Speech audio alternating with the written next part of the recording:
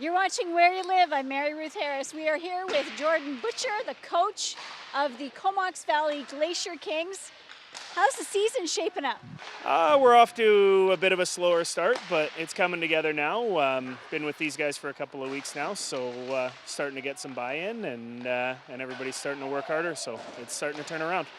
Now, do you have a younger team? Do you have many returning veterans? We got a fair amount of returning vets, but we got some young guys as well, and it's a pretty good age gap. I think we got about 5 17-year-olds and a 16-year-old right now, so decently older team, lots of working guys, but yeah, it's a good mix.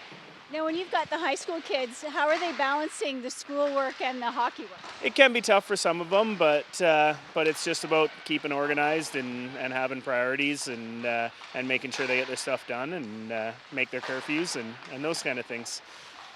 And how does travel impact what you guys do? Because you're way up here at the north end of the island, you've got a long way to go over to the mainland, and how do you make that work? We don't actually have to go over to the mainland at all. We're all on the island, so it's about 2.5 down to Victoria. But yeah, it makes for some late nights. Luckily, we have mostly weekend games, so it's not too bad. But yeah, you just kind of get used to it, and life on a bus. It's the way it goes. Now, how about the season itself? Like, what are the other teams looking like? Is there anybody you're particularly concerned about? There's a couple strong teams. Campbell River and Nanaimo are both pretty good out of the north. Haven't quite seen all the South Island teams yet, but there seems to be a lot of parity in the league this year. And if you don't bring your A game every single day, it's probably going to end up in a loss. And you're returning veterans. Do you have any that are kind of stepping into a leadership role for you this year? Definitely. Jake McKenzie, our captain, has done a great job. He's made things way easier for me stepping in midway through the season, and as well as our 20-year-olds have been great, and they've made life a lot easier on me, stepped up in a big way. And what are you looking forward to the most about this season? Just trying to get guys on to the next level and putting out the best product we can on the ice. Like I said, it's a good group that likes to work hard, and when they do, we can get wins, and it's nice to see them getting the smiles on their faces. And if we can move as many guys on to the next level for next year, then that's kind of our priority one. Awesome. Thanks so much, Jordan. No problem. Thank you. You're watching Where You Live. We'll be right back.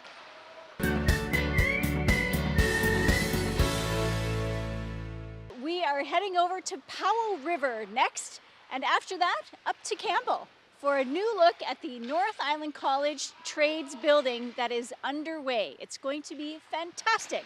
I'm Mary Ruth Harris. We will be right back.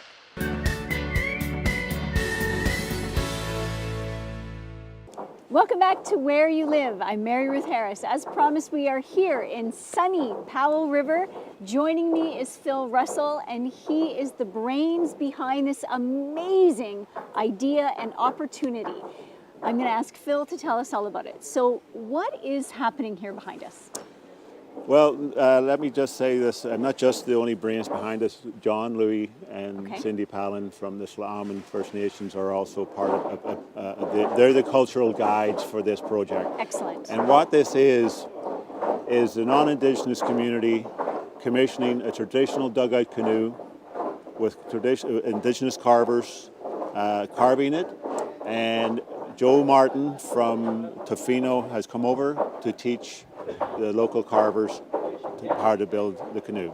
Because Joe is a master carver, right? Joe is a master canoe builder. He's built over 60 canoes. Oh, okay. If you Google Joe Martin, you'll see there's lots of video on him. All right. And I've heard Joe's name over the years, so that's why it came to the forefront when we were deciding, when I sat with John and Cindy, and who we would have working on the project. Now, the interesting thing that caught my eye, in addition to them doing it here at Willingdon Beach in Powell River, is that the community at large is invited to come and participate. Can you explain that piece? That's the whole purpose of why we're here in this place. Normally these canoes are done in the Indigenous community, so very few people outside of the Indigenous communities get to witness this, and they certainly very rarely ever get to put their hands on it. And so we chose, John Louis actually chose the spot, and we did it deliberately because this is Willington Trail, Wellington Yes. Beach Trail, and most of the community here are here at some point or another. Yes. And so we're here for eight weeks, and we figured that we'll get most of the community exposed to this project. Okay. And we'll get them on it. And we didn't do any media until the carving started. We wanted conversation, which is why you have this paddle. Yes. And so we wanted we want the non-Indigenous community to engage with the Indigenous community face to face, Right. not through Facebook, Right. not through the media, not through the paper, and to hear their stories. Yes. Genocide happened here, and Canada has done a very good job until now of ignoring that, Right. and lots of Canadians aren't even aware of it. Right. So for me, this was the opportunity for the non-Indigenous community. What's happened here is the Indigenous community. I went to the elders, I went to the Hagus and the executive, I went to John and Cindy at the Climate Health, Right. and the Indigenous community said, we're opening the door Yes. to the non-Indigenous community. Come in, Yes. learn our culture, get on that canoe, Yeah. and come in. And have you had many people coming by to learn how We've to? had hundreds and hundreds and hundreds. We have Awesome. the schools. I won't be surprised if a school shows up here while we're talking. We've had we've had all the schools, 2 a day in the morning and in the afternoon. Like normally, this canoe would have been done in 3 weeks with this many people working on it. Right. But we made sure we extended it so that we can give the opportunity for the community to everybody come. engage. Yes. And that's why it's 8 weeks, not the Right. 3 weeks. And it's working. Yes. People are coming down and they're engaging. And for the most part, 99% of it, it's all been positive. Okay. And there's the odd one, Yeah. but that's to be expected. Right. And I don't engage with that because Yeah. this is a 7th-generation project. Right. Yes. We're starting with the great-grandchildren. I have great-grandchildren here. Yeah. I want them to connect with this land through the Indigenous teachings. Right. The Indigenous community has said, we'll do that. We will Right. teach you how to live on this land Right. through our protocols, our ceremonies, Okay. and I have been very privileged. And speaking of the traditional ceremonies, how is the canoe going to be presented to the Kalama Nation? On November the 25th, Okay. we're hoping to launch from Wellington Beach here, Okay. paddle into Sla'amin, and the community will be on the beach there, and we will ask to come ashore, and that's my I dog. see a lot of tails wagging. Oh, it's not just my dog. The other one's Yeah, going there's- to. So we're going to go to paddle to the beach, Right. and the elders and the community Okay. will be there, and we will present to the community on the beach. Okay. Contingent on the weather, of course, being Yeah. November. If not, we will take it into the Sealy Centre. Okay. The non-Indigenous community are going to put on a feast. Excellent. We under the teachings and the protocols of the Sla'amin people, we will present these canoes Okay. in the way that it's supposed to be done. Wonderful. And the thing is, it's all learning. So Yes. I'm not going in with the expectations that we're going to get it right 100%. Right. Because to learn, you have Yeah. to make mistakes. And I have certainly made enough mistakes. So the great thing is that you can come down with your families and the kids and the grandparents, and you can come down and you can be a part of the carving of this canoe and learn from a master carver and some junior carvers. Is that what they're Apprentice called? carvers. Apprentice carvers that are learning from him. It's an amazing opportunity to see this happening up close and personal. So Russell, Phil, thank you so much for telling us about this project and explaining it to us.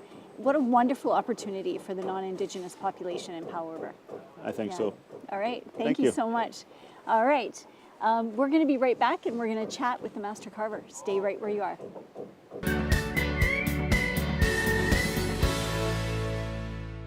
Welcome back to Where You Live. I'm Mary Ruth Harris. We are here in Powell River, and joining us now is Master Carver Joe Martin from Long Beach area. Now, Joe, how long have you been here training the apprentice carvers? I think this is our 3 weeks. Yeah. Yeah, 3.5 weeks or so. I first came here probably about 2 months ago or so. Okay. Yeah. And when you're working with young apprentice carvers, what is kind of the first couple of lessons that you're wanting them to absorb about working with a natural wood?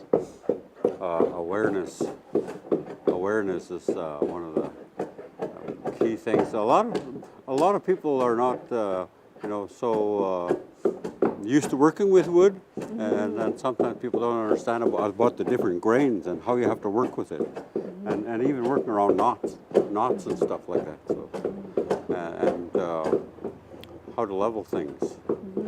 Yeah, I was many years ago, and I always give credit to a chief that was from the Heshquet First Nations, and he was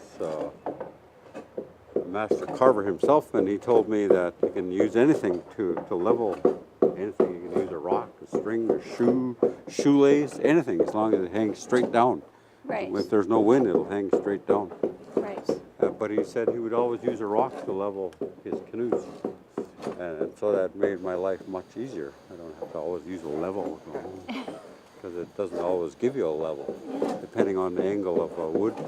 But yeah, anyway, so a rock and a string and so on. And so those are just some of the teachings that they did pass on to me. Right. Now, what is the experience like for you to watch these young apprentices? Some of them are older than me, actually. Like everywhere else, along all across Canada, a lot of people were not as I don't know how to put it. They were not exposed to the things I was with my father and my grandfather. Right. For example, when I was very young, I didn't have a choice to go or not. Hunting, fishing, trapping, or canoe building. Get ready, we're going. It wasn't, do you want to come? Right. It wasn't like that at all. And I think that in all the communities all across this country, I think it was like that for all the young boys and girls to learn about how we need to live on this land, and also to take care of it. Right. And so, when people were learning from a very young age, all of those things were instilled in them. So Right. I like to talk about art. Totem poles in our culture it is like our Constitution. Yes. Certainly when the first Europeans arrived here, I always talk about that. We were illiterate, couldn't read those things. But so were they when they arrived here and seen our totem poles. Correct. They have no understanding of them, because, they'd be taught to us ever since we're little, like these little children running around here. And so, no, those things are things that they just did not understand. And I think that Indigenous peoples around the world, wherever they are, and peoples all around the world, I think art has been one of the most important aspects of humanity the world over. Right. And basically, how I see it is as an aid to our memories. And so therefore, that's how a lot of these teachings were passed on through song and dance, and discussions about that song and that dance and what it means. And people even have, the teachings or the songs about going across to the island over there in a canoe like this. But you cannot just take off and go over there. People had to be aware of what the weather is like. Yes. And so people didn't expect you to arrive here on this day because, we can't expect them to be arriving here. The weather's like this. Now, when you're carving a canoe, and this one is very interesting because not only do you have 3 apprentices working with you, you also have members of the non-Indigenous community coming forward and learning how to shave the wood a little bit and carve and understand the process. At what point will you decide what artwork will adorn the canoe? How is that going to be? That will be decided upon by the fellows that are from this community to do that finishing touch. Okay. For me, the carving of a hull is one of my things that I like to do. And basically, when I start these things, I like to start them in the forest. Cut a tree down and then carve the canoe there and haul it out. Right. Our people had been subjected to the Indian Act and the churches and the residential schools, and even the word reservation. We come from a reservation. That's not even our word. That's created from the Indian Act. And so there's a bit of stigma attached to that. And so, our villages here existed a lot longer than the Indian Act. Some of the villages here may be 10,000 years old. And the village that I come from over there on Mears Island is one of the oldest villages on Vancouver Island. people have been living in that site for about 10,000 years. Okay. And so, I know that I'm from here. Right. But that is stuff that was not taught in schools here in former times. And a lot of this only started coming out after the residential school syndrome, if you want to call it that, began to be more exposed or spoken about and so on. And so, it was a teaching not taught there at all very well. I remember when I was in school, the only Native studies we had was when there was a treaty signed in Ontario and when Louis Riel died. Yes. Search and rescue. Yeah. Out and about. Now, when you're working with the apprentices, Yeah. and apprentices naturally would learn from the master, does the master learn anything from the apprentices? Oh, certainly. And I always look forward to working with new people because every time I work with new people, I learn something. Okay. And even if I only learn one thing, and it's great. Yeah. I might not know everything. I don't know everything. Now, So, how many canoes have you carved in your lifetime? I don't know, 50 or 60. I lost count. You've lost track. Yeah, I have. Yeah. Well, But yeah, they're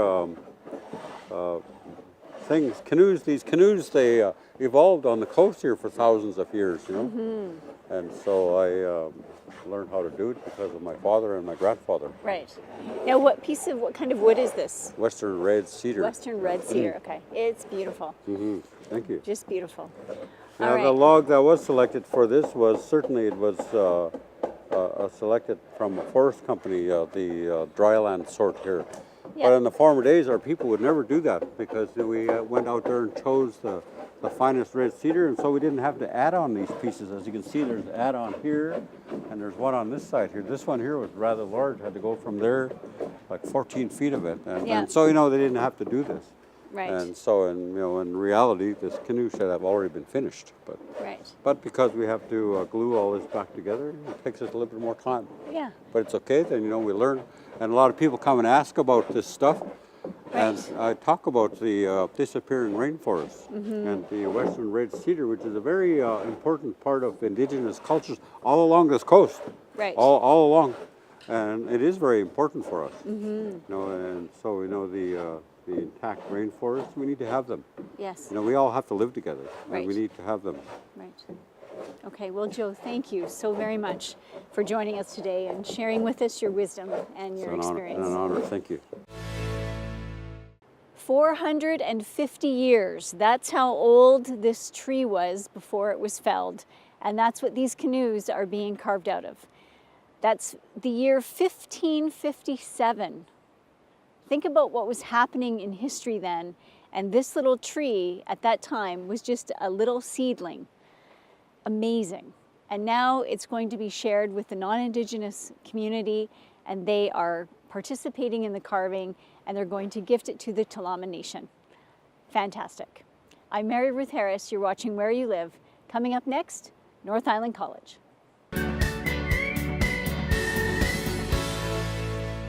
Welcome back to Where You Live. I'm Mary Ruth Harris. We are now in Campbell River at the North Island College campus, which is shared with Timberline Secondary. Joining me is Vice President Randall Height, Vice President of Strategic Initiatives, and the new build is part of that. This is going to be amazing. It really is. It's transforming the entire college experience in Campbell River. It's the biggest investment really that the college has had other than the original build. Okay, so explain kind of what we're looking at here. This is the outline. Yeah, basically there's 5 new buildings. There's 100,000 square feet of new and renovated space. The 5 new buildings, basically there's the 100 building here, and that's the new heavy-duty mechanic shop. So the heavy-duty mechanic building will be coming down from our Vigar Road campus, as will the aircraft structures program. And so both of these are going to come down here. It allows students to have all of the access to tutors and the library and computers and the cafeteria, all those things that they don't have there now. Okay. There's also going to be some improved lockers and showers and other things for students here in the 300 block. Okay. The one that most people are going to see if they're not in those programs is the 200 block.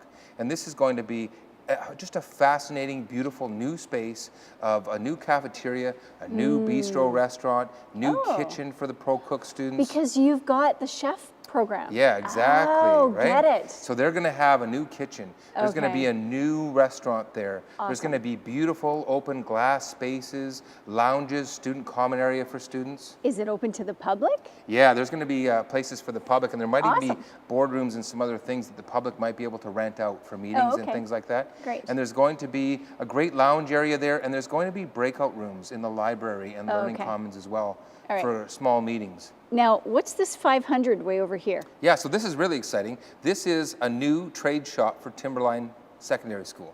So the Oh, high okay. school is going to benefit from this as well, and they're going to get new okay. trade shops just off where the gym area is and the field here.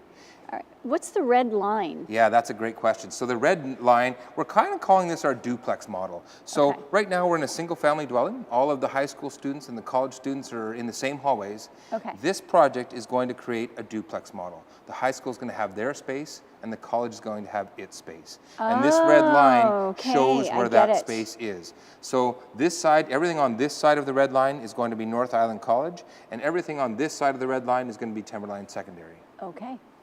All right. So why? Why does that matter? That's a great question. You know, it's important to both the high school students and the college. You need to have a college experience here, a private college adult learning environment experience. And the high school students deserve their own space as well.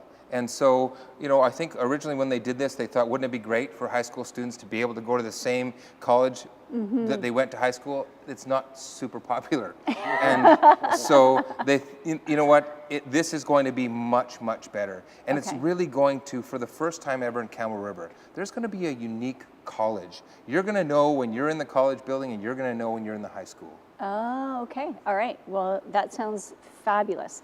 What is the timeline? So it's going to kind of happen in phases. There's going to be okay. some things that are going to happen around the spring. Yeah. And so, for example, the heavy-duty mechanic building, this gives us a lot of space because we want to have minimal disruption for students. So what if we build this building, and rather than bring that program down right away, we maybe move the library in there, and so they can work on this new building and everything else and still have a place for students to go. So okay. it's going to kind of happen in phases over the next year or two before everything's complete, and it's going to be absolutely fabulous and exciting for Campbell River once it's done. So what is the actual drop dead, totally done ribbon cutting date? I think everything will probably be moved down Target. here for September 2019 in terms of all of the programs. Oh, okay. So about 2 years from right now. Yeah, I think everything will 2 probably years, be done there. It'll be phased Okay. in, but it could be Awesome. sooner. That's awesome. Well, Randall, thank you so much. Really appreciate your time on this. This is amazing. So you're watching Where You Live. Stay right where you are. We will be right back. Production assistant training, lighting film training, grip film training, and carpentry and set construction. Any of those ring a bell? You could do one of those 4 things. You can train for it here at North Island College. Randall Height is the Vice President of Strategic Initiatives. These programs are in need so badly right now. The BC film industry has exploded. Yeah, you're right. There's a recent investment in the studios, and they need trained crew people. Okay. So this is a direct pathway into jobs, into a very exciting, growing industry, not only in Vancouver Island, but the world. That's right. Now, you were mentioning the cost. Right now, it's only $275 a course. It's absolutely What? amazing. Yeah, exactly. We got some government funding that allowed us to offer this for the first offering at unbelievable rates. It's Okay. probably about 90% off, I would guess, of what the actual cost will be if these are picked up long term. Okay. All right. So if you want to know, go to the North Island College website and look for this information. If you are looking for an instant in to a new job and career, this is it. Some of these programs are only like 8 weeks long. Yeah, 4 weeks long, 4 as weeks little long, as okay. that. Yeah, so this is a great way to get trained quickly, get into a growing industry, maybe take a few courses at this price. I know I would for sure, and then be able to get into an industry, give your chance at a whole bunch of different jobs. Amazing. Okay. So if they want more information, where do they go? nic.bc.ca. All right, there you go. So if you want the more information, check out that website. Thank you so much for watching Where You Live. I'm Ruth Harris. Thanks for joining us. We'll be right back.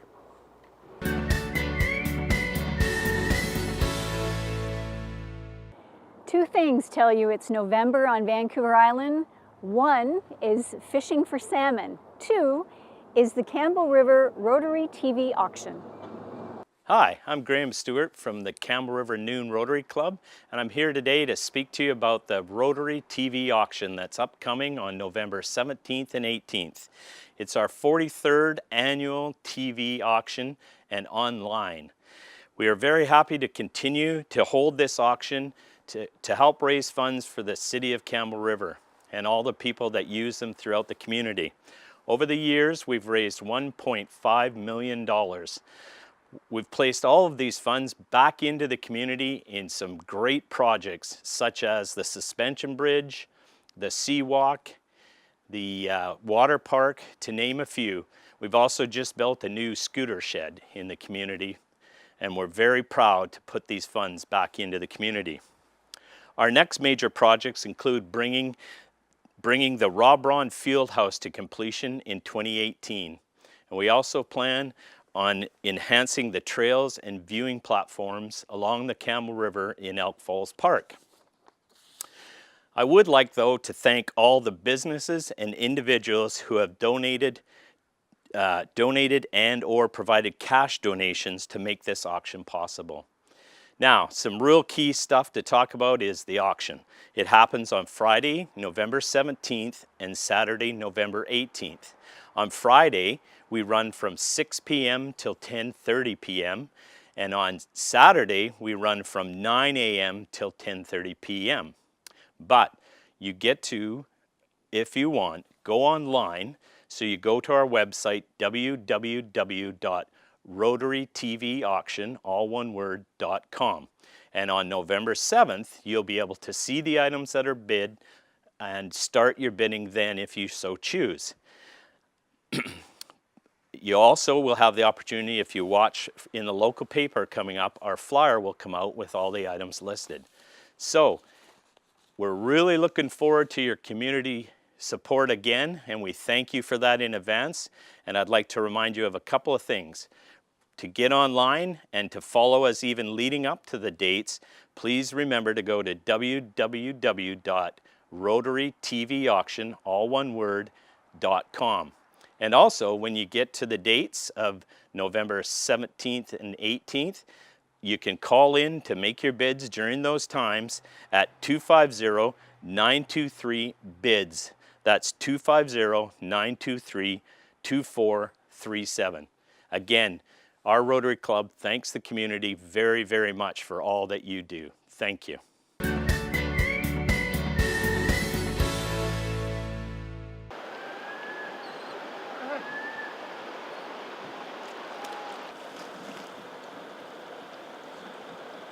Thanks so much for watching Where You Live. I'm Mary Ruth Harris. Good luck to the Comox Valley Glacier Kings on their new season, and congratulations to North Island College on their new trades building and the rest of it. That is going to be an amazing expansion, not only for North Island College, but also Timberline Secondary. Wonderful for Campbell River.